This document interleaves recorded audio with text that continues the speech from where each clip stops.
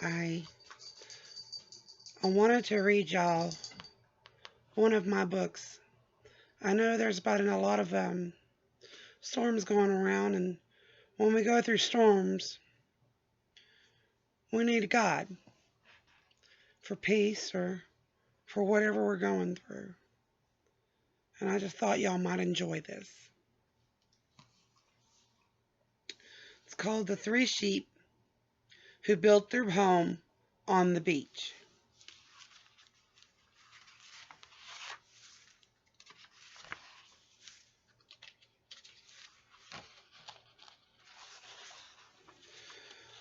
Once upon a time, there were three sheep who lived on a beach. Each decided to build his own beach house. Each thought his would have a solid foundation and would withstand anything that came their way.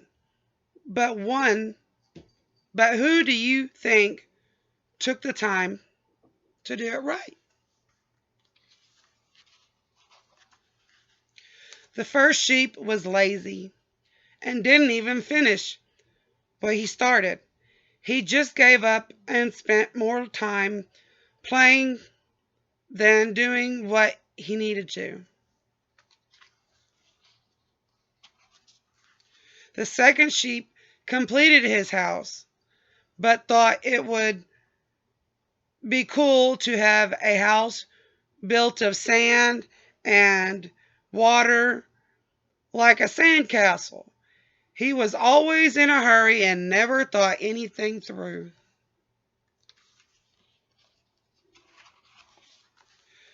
The third sheep was a hard worker and built a strong home, one he could benefit from as well as anyone that came to visit.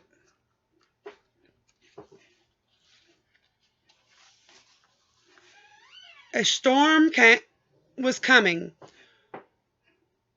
but the first sheep was too busy playing to notice. The second sheep was also too busy to notice, but the third sheep noticed. It was getting dark and knew something was not right. So he hollered out at his neighbor sheep, that a storm was coming. But the first sheep knew he was not prepared and hoped that the storm would not be that bad because he had never finished what he started.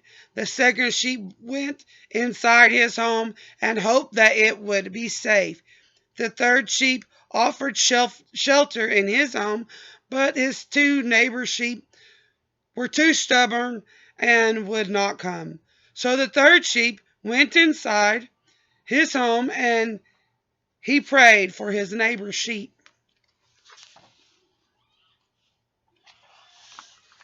The storm came, the waves crashed. The first sheep finally knew he was not safe. So he ran for the second little sheep's house. He knew that he had lost his home because he was too lazy too busy playing, and he wished that he had finished his house instead of playing.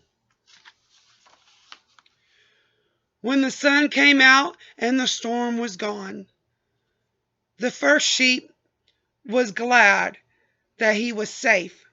The second sheep was glad that his house was still standing, and the third sheep felt blessed that the storm was not as bad as it could have been, and knew that he had done all he could to help his neighbors and visitors.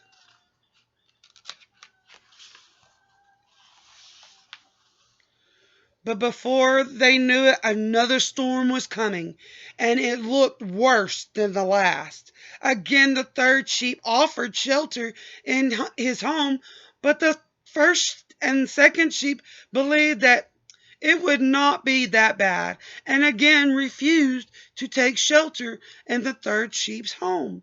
So the first sheep First two sheep went into the second sheep's home, and the third sheep again went inside his house and prayed for his neighbors and the safety of the second sheep's home. The next storm came and the waves crashed higher than they had the first time.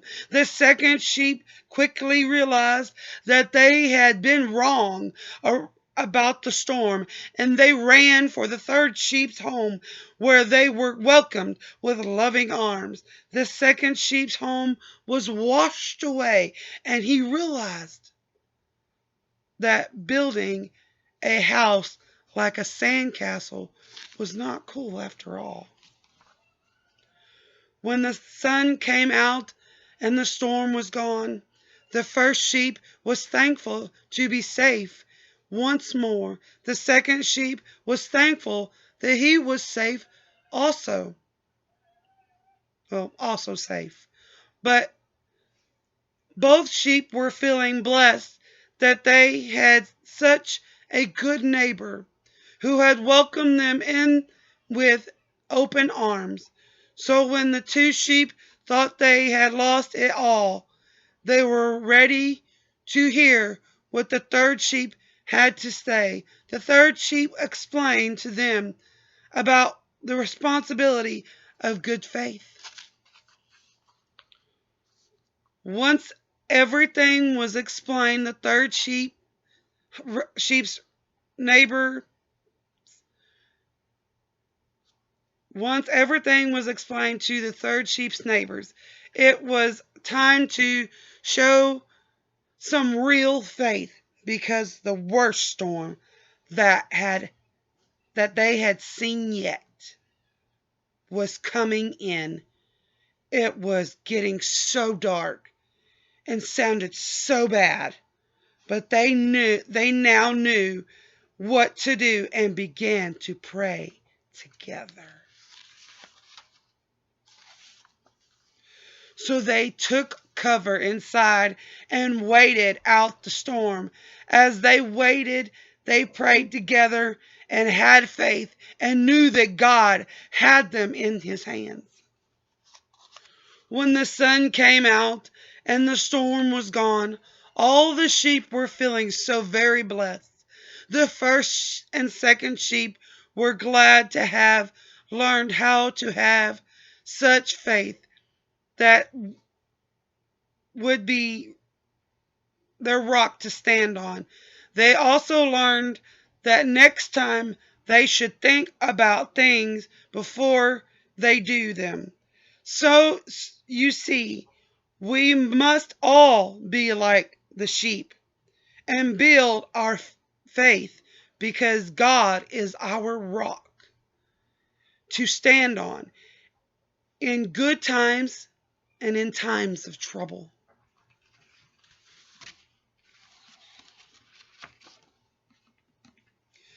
That's the last page of my book. But I wrote something that my publisher had asked me to write in here as a writing to all of y'all. And it's written under the acknowledgments. And I didn't show the pictures because I plan to redo the pictures. When I first did the book, I did like a computerized version, but I had gotten some software to do it. Well, God's just really been laying on my heart to just redo the pictures. Because with all that's going on in this world, you don't know who could come against you.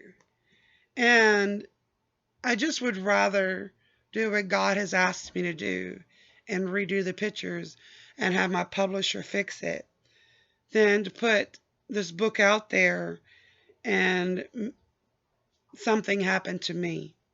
And then y'all never have a book to read to give you comfort in those times.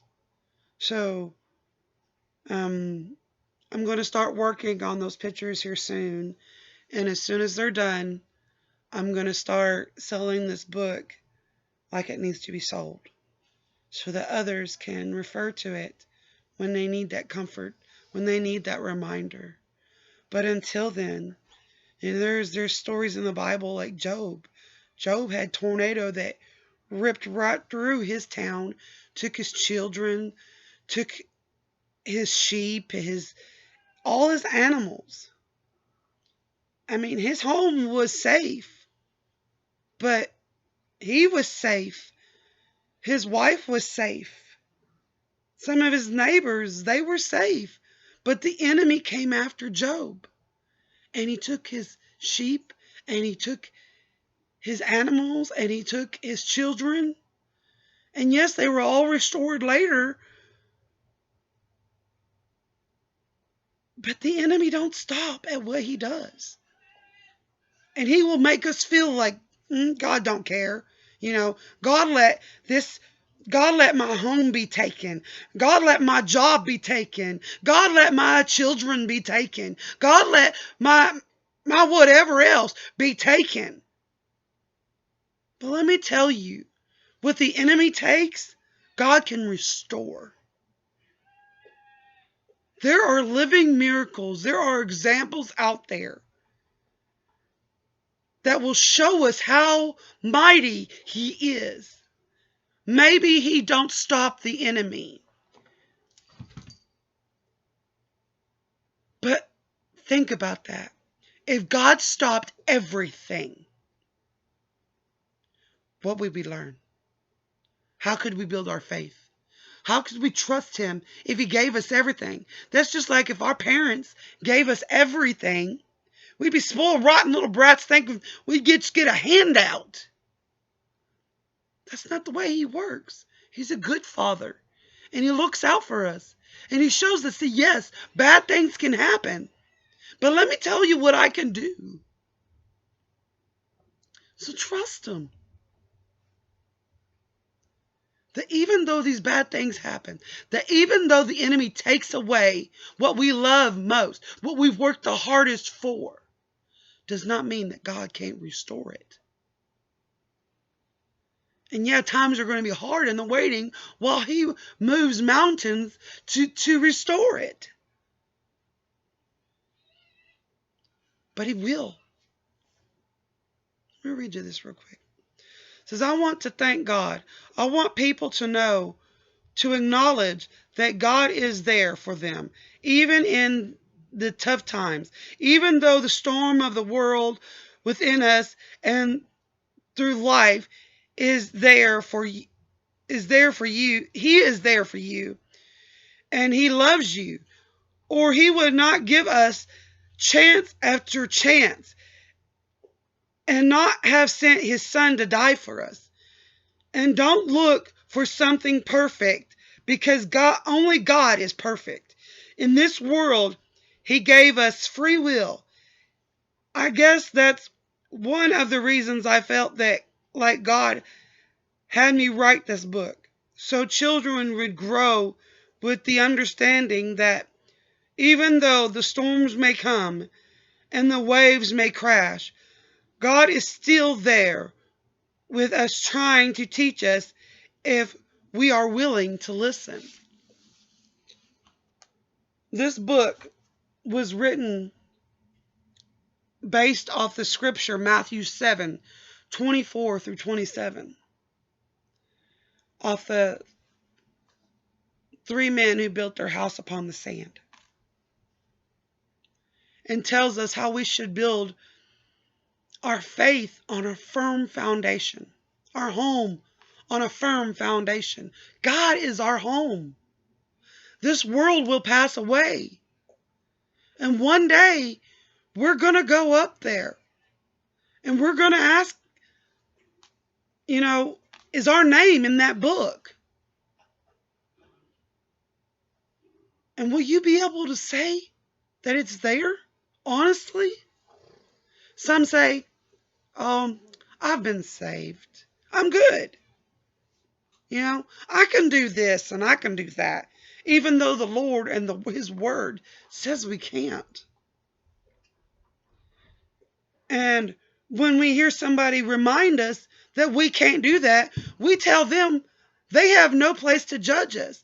And maybe they don't have any reason to say how they say it, but it doesn't mean we don't need reminded.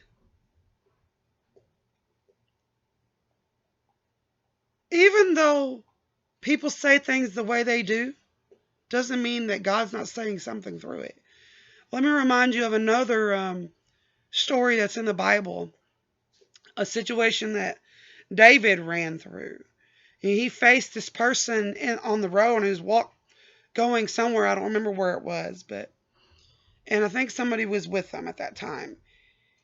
And this person came up to him, cursing him and yelling at him and saying God told him to curse him and yell at him. And the other person says something, and he says, well, if this person was sent by God to curse me, well, then let him curse me.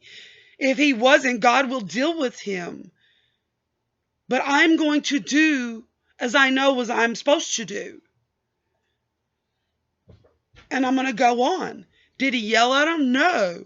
Did he tell him, you don't judge me? No. He just stood in God's faith and knew that God had him, that no matter what was coming against him, he knew and he trusted God. So that's how he based his faith. That's how he based God's love for him.